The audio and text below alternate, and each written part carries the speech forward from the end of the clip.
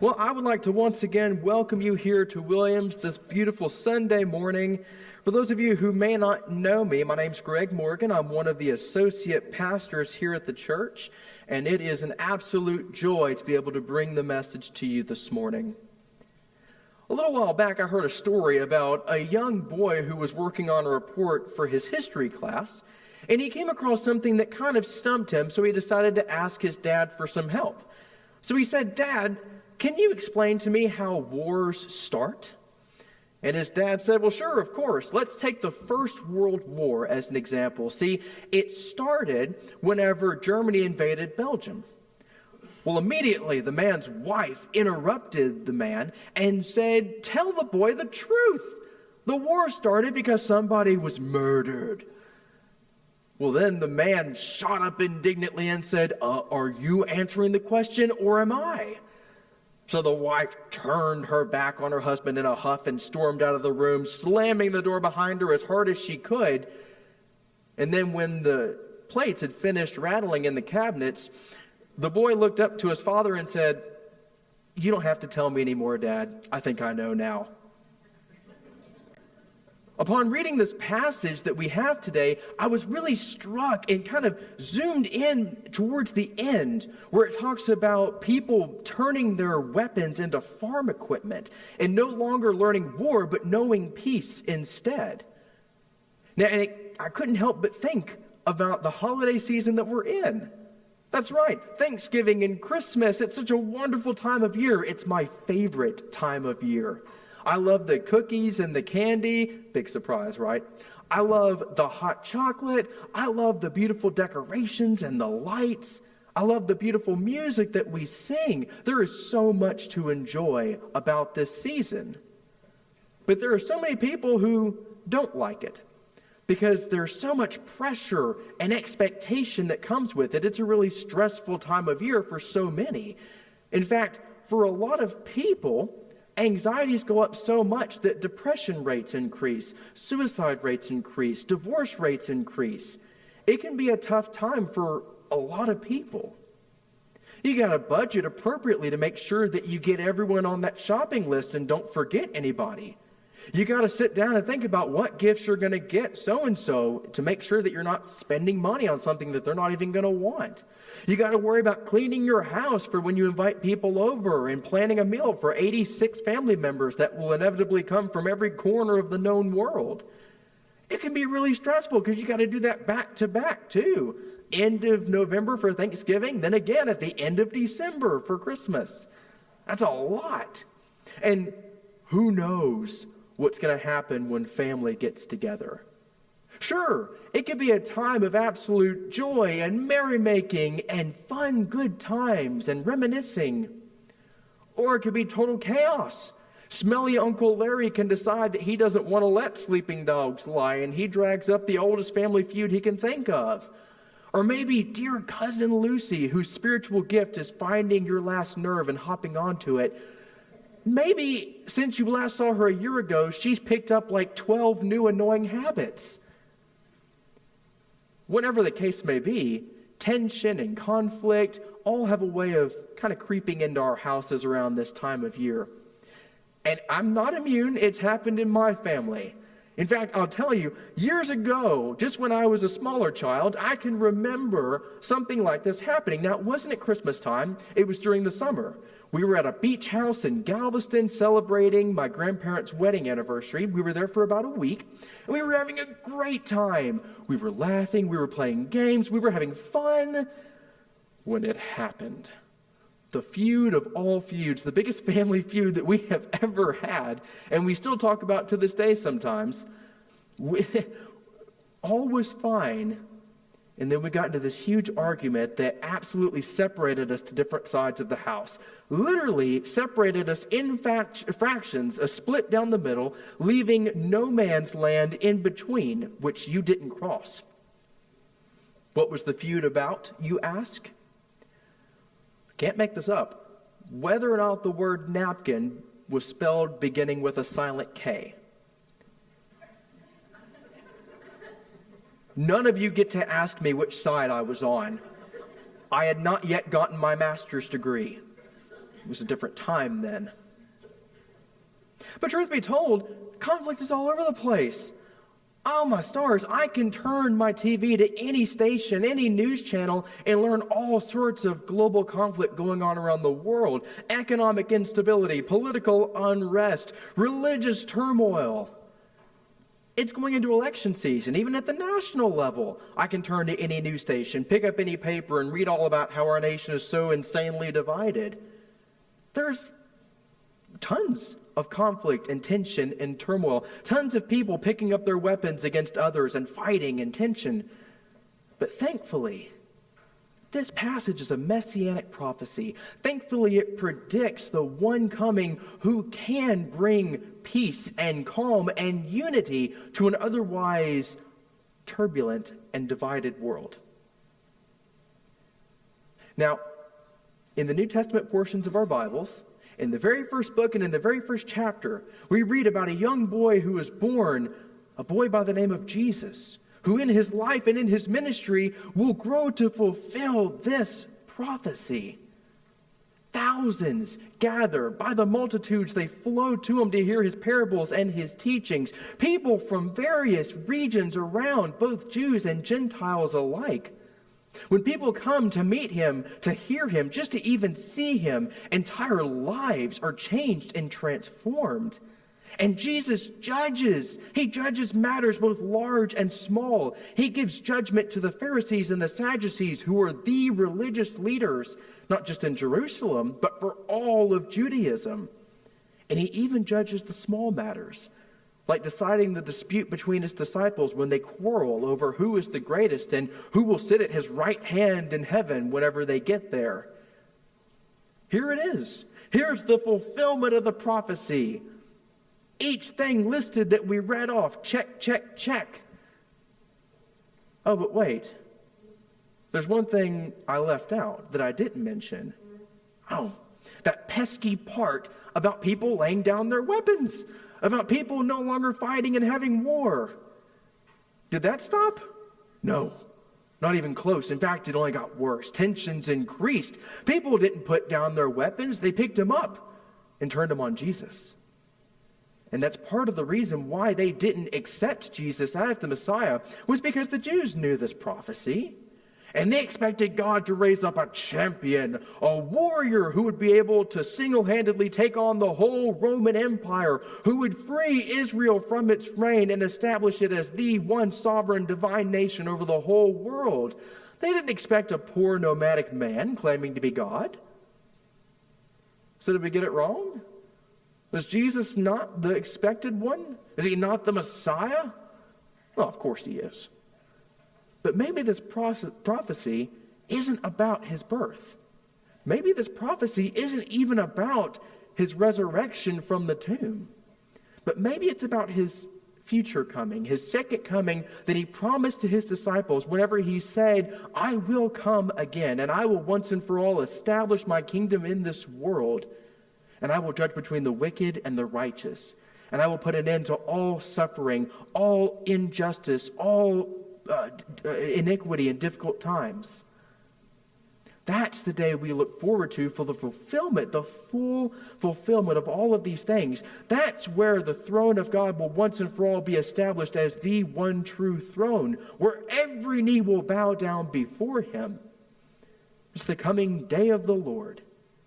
And of that day and hour, we have no idea when it will be, may not even be in our lifetimes. But it's what we base our hope and our faith on, knowing that Christ will return again just as he promised and just as Isaiah predicted. So 700 years after Isaiah predicted this or foretold this, Jesus is born. Now it's been over 2,000 years since Jesus was even here, and we still have to wait longer. This day hasn't come yet. So would God just leave us hanging?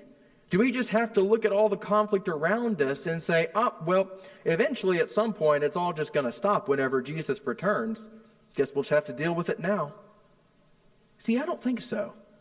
I think that this is both a prophecy for tomorrow, a hope we have for the future, but I think it's also a hope we have for today, for the here and the now. Now, when we look at this passage, we see that verses 2 through 4 are all in the future tense. What will happen, what shall come to pass, what shall be. But the last verse is in the present tense. It's talking about the here and the now. Isaiah says, "Come, let us walk in the light of the Lord." So I think that maybe the fulfillment of this hope for today is in the waiting for the future hope. Now, that sounds like nonsense, but give me a second, bear with me for a minute, and we'll unpack this. Maybe waiting is more than just sitting and twiddling our thumbs waiting for something to happen. Maybe it's in the waiting rather than just viewing it as being still and quiet. Maybe there's some sort of action that can be taken, something that we can do. Maybe, rather than just waiting around, checking our watches, waiting for God to act, much like how we check our watches, waiting for the preacher to sit down already, maybe if we spend each day thinking about how we can walk in the light of the Lord, how we can be imitators of Jesus, we'll find that hope for today that we're looking for. Now, in the passage, it says that God will judge between the nations and decide disputes for many people. And many people would probably read this passage as, there will be a defining moment where God will come and take a particular side, and that will be that. Wouldn't that be something? You have a dispute with somebody, and then God comes and says, "I'm on your side." Then you turn to the other person and say, God has taken my side. That means I win, you lose, and that settles it. You know, I've been thinking a lot about this recently, and that's a possibility. But what about this? What if it's not about God choosing a side, but rather about us choosing Jesus instead of a side? What if this waiting for that future hope is all about us using this time to grow in our faith and understanding of God in such a way that Jesus becomes greater than everything else? Years ago, I used to have lots of trouble making friends and keeping friends and having relationships with people. And it was really kind of a difficult time. I couldn't understand. For whatever reason, every person in the world just had the hardest time understanding that I'm right about everything at all times. It seemed so simple. I didn't understand why people couldn't get that. And I used to console myself and comfort myself by saying, "It's okay, Greg. When we all get to heaven, God will straighten them out. Just be patient." But in all seriousness, I really did have trouble. I had a very, very strong will. I was very critical of people around me, and I would hold people to these impossibly high standards that no one could ever measure up to. And I lost friendship after friendship, relationship after relationship. And then one day I realized what it means to live in relationship with other people, what it means to be a Christian in connection to somebody else. It means keeping Christ at the center of our relationships. Now, when we keep ourselves at the center of a relationship, we tend to hold our own ideals, our own wants, our own perceptions above other people. And it can be damaging. And it leads to these conflicts and these tensions and these fights in which they never seem to end, because all we're interested in is meeting what we want, furthering what we want to happen or what we want to be known. But rather, keeping Jesus at the center of relationship is drastically different. It's all about having a heart at peace rather than having a heart at war. It's all about letting Jesus be greater than our politics, our preferences, and our pride. It's all about relating to the other person as Jesus relates to us, which is through love, through grace, through patience, and through forgiveness. Keeping Christ at the center means not giving up on people. Keeping Christ at the center of our relationships means not missing out on the blessing of sharing the gift of life we have through Christ with someone else. Keeping Christ at the center means not letting these differences get in the way of these bonds that can only grow deeper and stronger.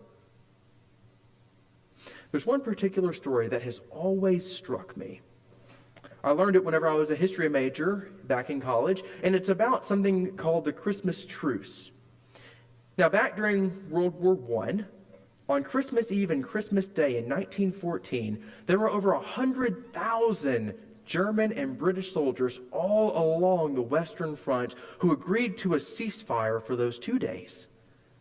And they laid down all their weapons, and then they met in the middle in no man's land, and they exchanged Christmas greetings to one another. But not only that, they played games of soccer together. They exchanged gifts of souvenirs. They decorated their trenches. They even sang Christmas carols with one another. Here were people who were from two different countries, people who spoke two different languages, people who were on two very different sides of a war, one of the most horrifying wars that we've ever even seen. And yet they laid all those differences aside to come together for those 2 days.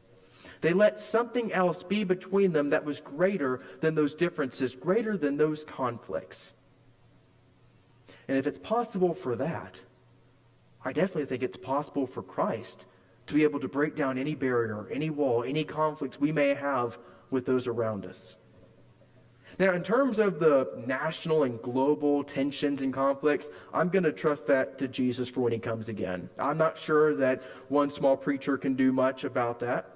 But then again, you never know. God can work in some pretty incredible ways.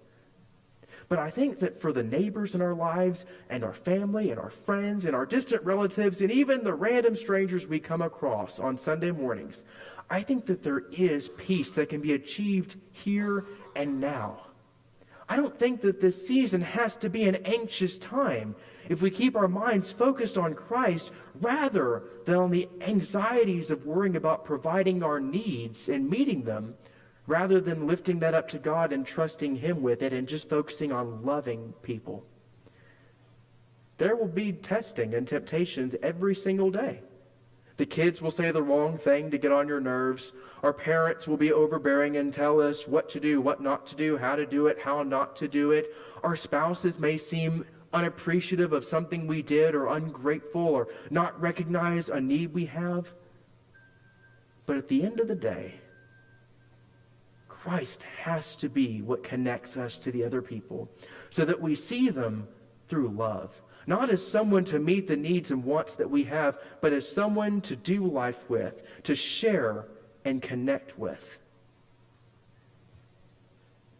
While we wait for the incredible things to come, while we wait for this future hope that's in store and the wonderful things that God will do, let's lay down the pitchforks and the torches that we have for the others in our lives. Let's put them down and let's keep Christ at the center. Amen.